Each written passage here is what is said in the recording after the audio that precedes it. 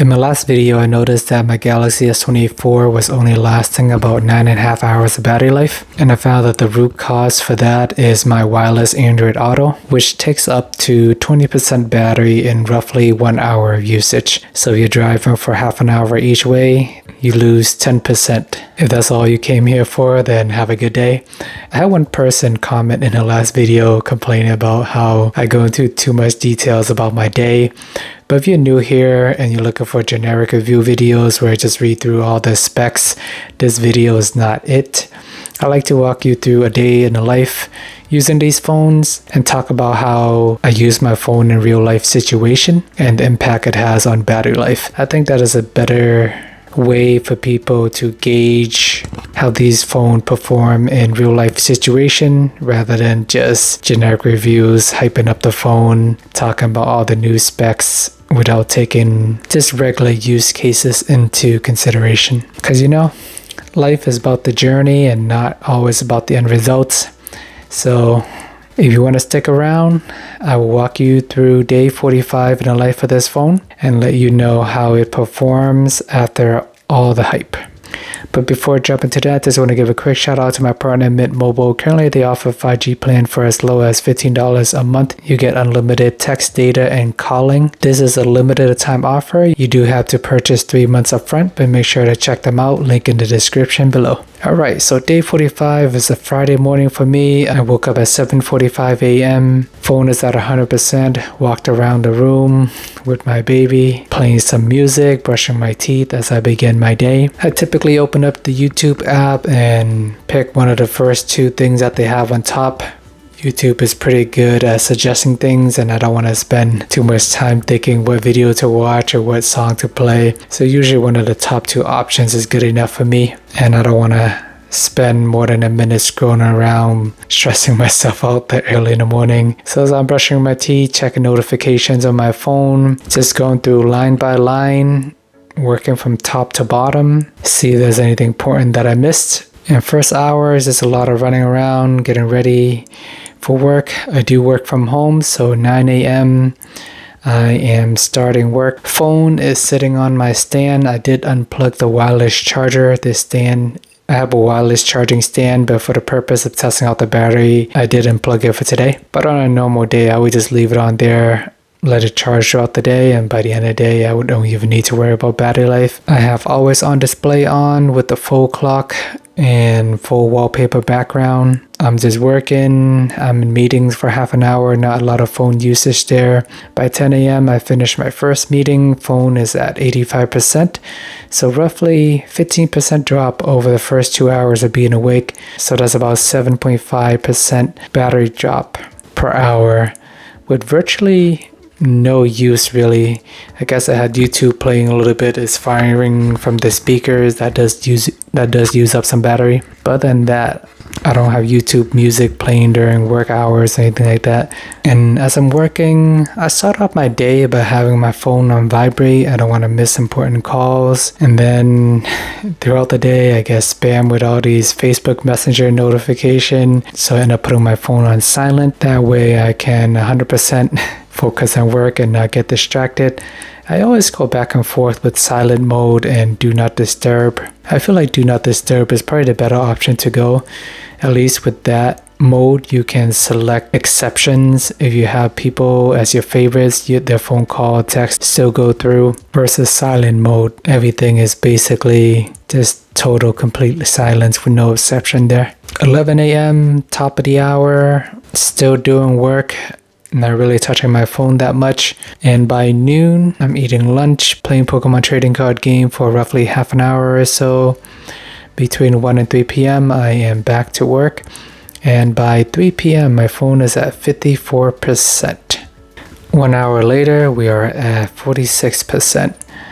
So that seems about consistent with early in the day, roughly 7.5% drop per hour with light usage. With actually no usage other than the always on display being on. Compared to the OnePlus 12, I think they average around 2 to 3% an hour if you're not using your phone at all. So that's a pretty big difference there. 5 o'clock, I am going for a walk, limited usage, phone in pocket, 6 p.m. ate dinner, sent a Snapchat to my friends, and by 7 p.m. I hopped in the car and drove into Boston. It is a half an hour ride with Android Auto on. I do have wireless Android Auto in my car, which is really nice and convenient. I don't need to plug it in as I'm driving. I have YouTube music playing. I have GPS on. I do have chargers in my car, but for the purpose of this test, I did not plug anything in. And by the time I left my house, there was only 19% battery life. When I got to my destination, half an hour later, it dropped by 10%. So that tells me in general, if you want to use Android Auto, I would recommend using a charger because it kills the battery really fast. One annoying thing about using the Android Auto through a cable is if you ever touch it by accident, sometimes it get disconnected and you have to reconnect everything again. I noticed that happen in other cars that I've driven in the past as well. I'm currently driving a Mazda CX-5. I don't think that is specific to the car or anything like that. It's just the USB-C cable. They're not all made the same. So even a light tap here and there can cause you to be disconnected. So by 9 p.m. as I'm driving, this is where the fun kicks in and all kind of crazy stuff started happening. My car is on low gas. I got the yellow light on, indicating that there's only 14 miles left.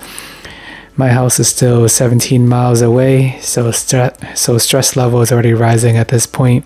I do have a cheap gas station close to home, so I don't want to go out of the way just to get gas. I like to live life dangerously, so I decided to power all the way home.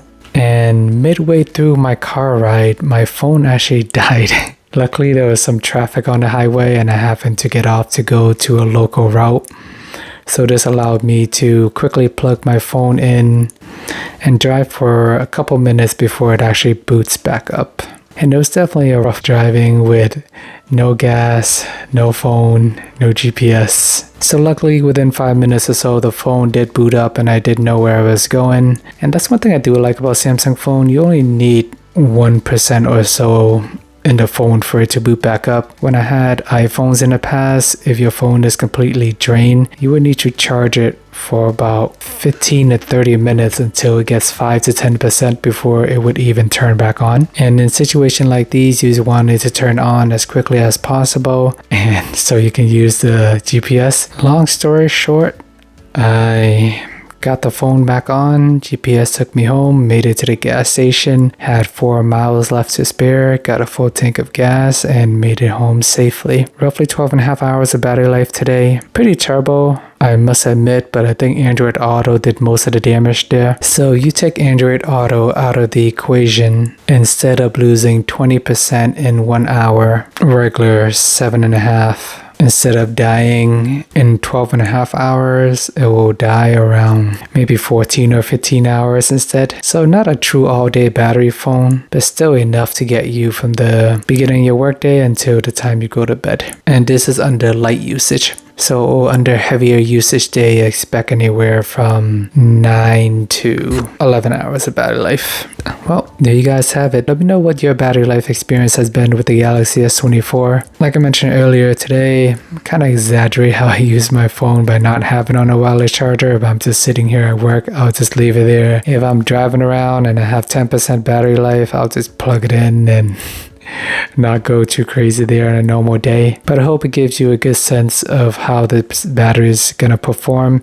If you're ever in a pinch, you don't have a charger nearby for whatever reason. Did some stress test there, so you don't need to stress yourself out when you use this phone. But overall, you're sacrificing a little bit of battery life. If you want a better battery, then get the Ultra, which costs $500 more. Or you can get the OnePlus 12 at the same price, and that phone is an absolute beast. When I had the OnePlus 12, I never really had to think about battery life on a normal day. There's some rare instances where I need to whip out the 80-watt fast charger, but just in general, I don't even need to think about battery with the OnePlus 12. With the Galaxy S24, you may need to top off here and there depending on how you use your phone. If you made it this far, thank you for watching. Remember to like and subscribe. Please check out my last video on day 38 if you haven't already. I talked about how bad the battery life was, if you want to see that day in life. But after doing some research, I realized it was the Android Auto that's really killing this phone battery pretty quickly for me. Appreciate the time as always, and see you guys in the next video.